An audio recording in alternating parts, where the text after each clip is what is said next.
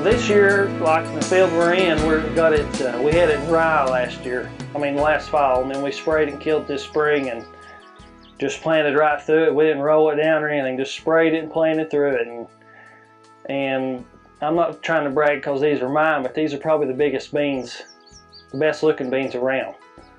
And I think it's just, well, two things. It's a cover crop and it's no-tilled. And everybody else that I've seen that's worked ground or anything, they're really struggling right now. They're struggling just for the plants just to live. The last drought monitor that I seen just come out Monday said we're in a level 1 drought here. And by the looks of these beans, you probably couldn't tell we're in a level 1 drought, but we are. So that's the reason we're firm believers in no-till. About a month ago, I was side dressing my corn, and my nitrogen applicator, the chain come off of it. So I had to get off, and I was walking up the rows looking for it. And where my no-till coulter on that applicator cut the ground open, it knocked up a pretty good clod, and I picked it up and looked at it, and it was just full of wormholes and just everything down through there. And I mean, when I side dressed, it probably hasn't rained in a couple of weeks, and the ground down underneath it was still wet. So I figured that with the wormholes and just the residue on the ground, it's the only reason that ground still had any moisture in it. So, you know, that's just proof that it works.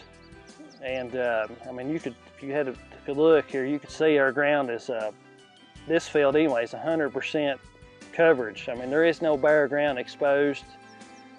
And I mean, we planted through. This ryegrass was head high, 6 feet tall when I planted through it. So I mean, I was a little leery, to be honest with you, when I planted through it. I was a little afraid that my crop couldn't come through all that residue, the beans. But it's proved me wrong, and it looks very good. So I'm pretty pleased with it. The first year 2 years ago, we planted this in beans, and it's behind wheat residue. Same thing, but the wheat wasn't as tall, but it's a lot thicker. And it had a little bit of trouble getting through. Some of my stand wasn't quite as good as I wanted, but it still turned off excellent beans.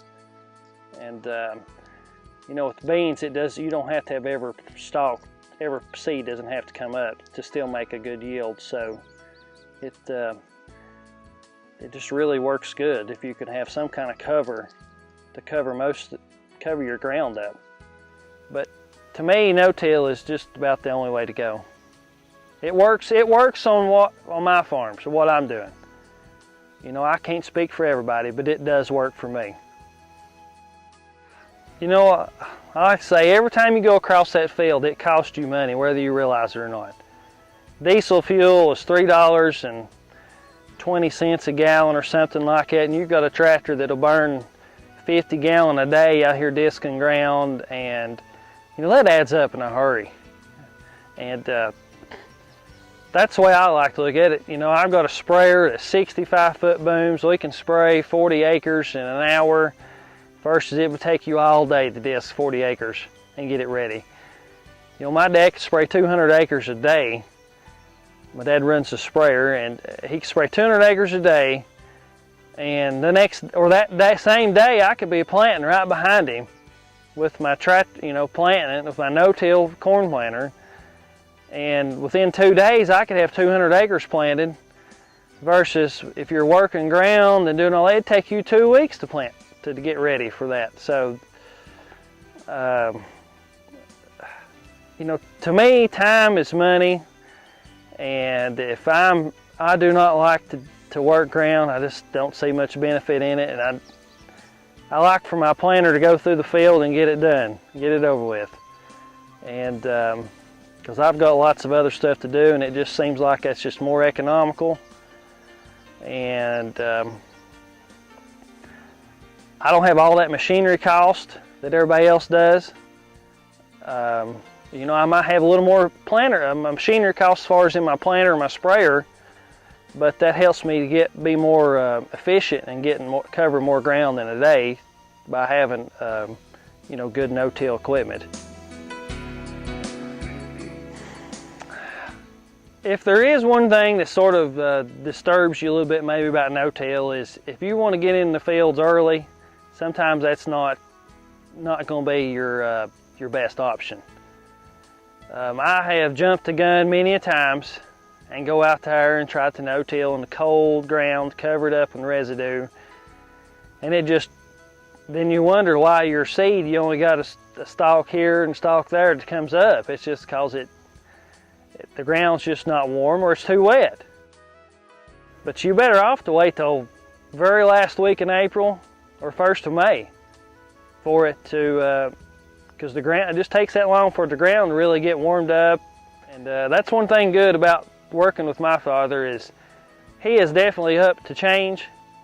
And thank goodness that we work good together and we can see what other people's doing and we're not afraid to try it. And that's really helped us out dramatically here. I mean, to me, that's just what's made us, is we listen to other people, to like Mike or other farmers across the state that's had good success, and we think, well, let's try that. And we try it and it works, so my thing is, don't be afraid to try something new. And don't knock it until you've tried it. And don't try it just once. Keep trying it a little bit at a time. You could start you off with 10 acres. Try that. Never till 10 acres. That's what I'm trying to convince one farmer into doing. He's got one field left that he hasn't ever worked, because he just took it out of sod 2 years ago and he hasn't worked it. And he told me the other day, he said, that's the best field of corn I've got, the field that I didn't work. I said, well, don't work it. Please don't work it. Don't take your ripper, don't take anything through it. This field right here, well, this whole farm probably hasn't been worked in 15 years. I mean, it hasn't ever had a disc in it, probably 15 years. So to me, I mean, this right here ought to speak volumes, where you don't have to work ground to make it work.